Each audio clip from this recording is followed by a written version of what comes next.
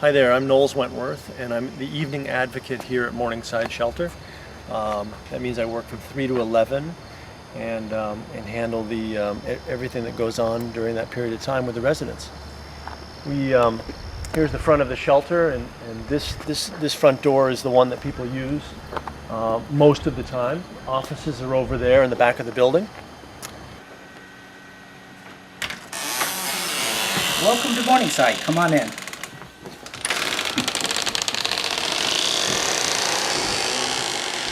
As you can see, one of our resident artists has decorated our entranceway here.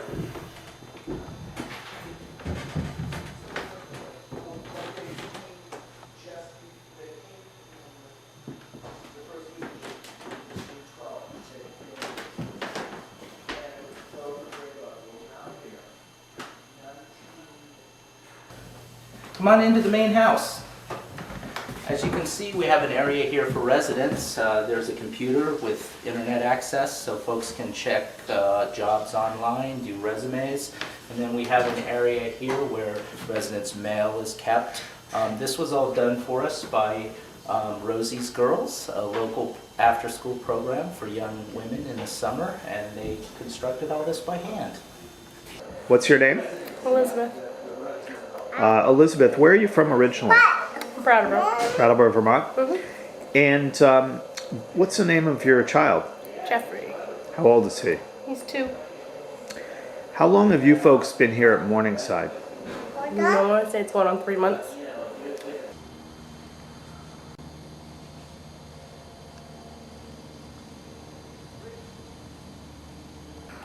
What's your name?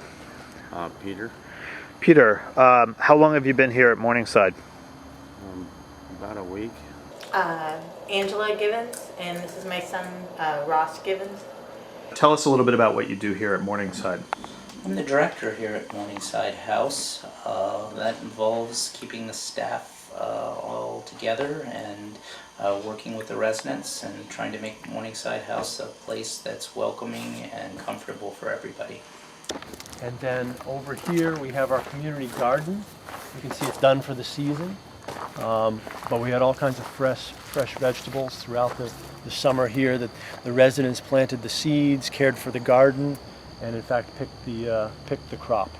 This is our kitchen facility. Residents all have space for their food so that everybody can maintain their own food supplies. We have a shared kitchen space for people to prepare their meals. We have refrigerators so everybody has refrigeration space.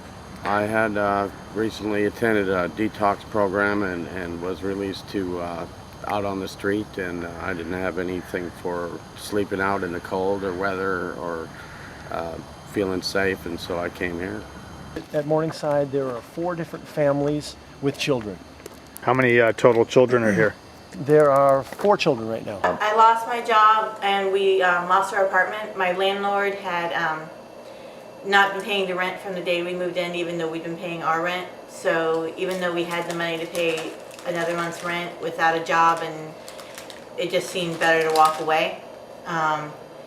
Got up here. My husband got a job at Mount Snow, and we were actually about to move out, and then my husband started drinking again, and I've had to start over again. So that's why I've been here as long as I have.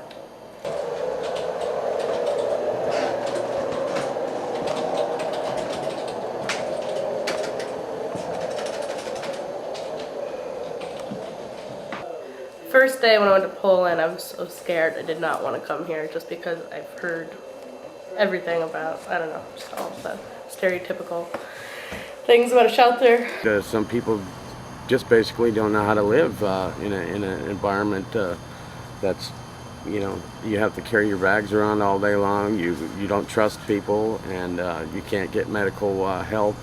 You wander around so many different places. You can't seek mental help, and basically the addiction part of it is winning because nobody has any support for people. Anybody could be here. I had a good job. I was making $32,000 a year.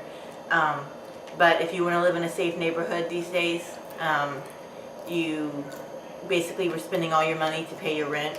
Well, I got pregnant when I was 17 and took off to New York with a guy who abused me and my son.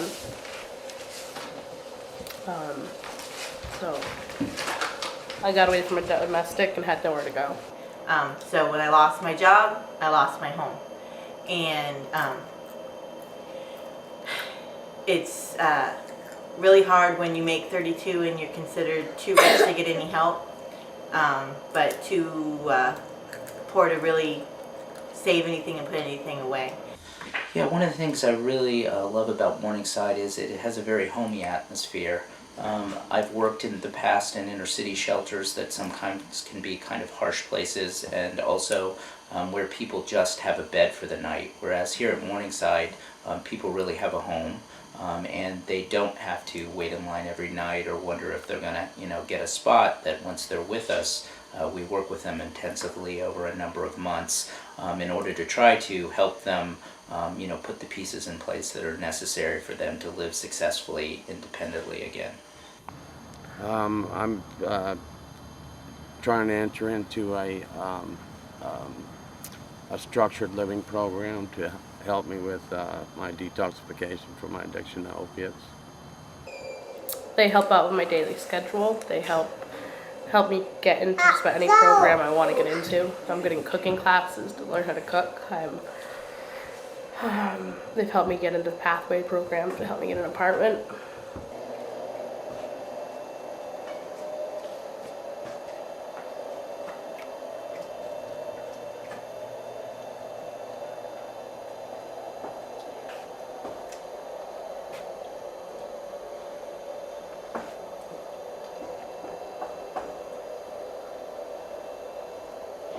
They've helped me out with anything that I've asked them to help me out with, and even gone beyond what I've asked them to do. Once a week we have a community meal where everybody shares a meal, and here in the dining room, so we have a time where we can eat together once a week. And then in this area we have our living space. We have cable TV and an area where residents can relax and socialize in the evening. I'm actually looking at going back to college in the spring, and hopefully maybe becoming a teacher. There's just a lot of differences here. It's more like a home type environment than a shelter. I'm going back to school. I'm gonna get a job in nursing. I got an apartment for me and my child. I'm working on getting a new car. I feel really relaxed. It's beautiful, and it's a nice place to think and wonder what my next step is without a bunch of people around and a bunch of distractions. They have been extremely helpful. If I had stayed in Florida, I don't know where I'd be. I'd either be living in some crack town, or I'm scared for my life. But here, they're extremely helpful. They've hooked me up with services. They've helped me find places to go. And I actually have hope that me and my son can get back on our feet and be okay.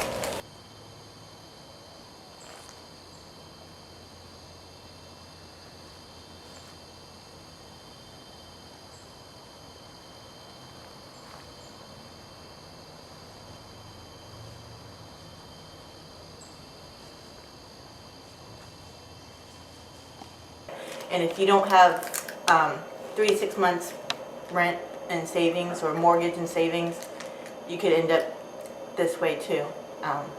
So I just hope some people have a little more sympathy and a little more understanding. I just wanted to thank everybody here for doing what they did for me.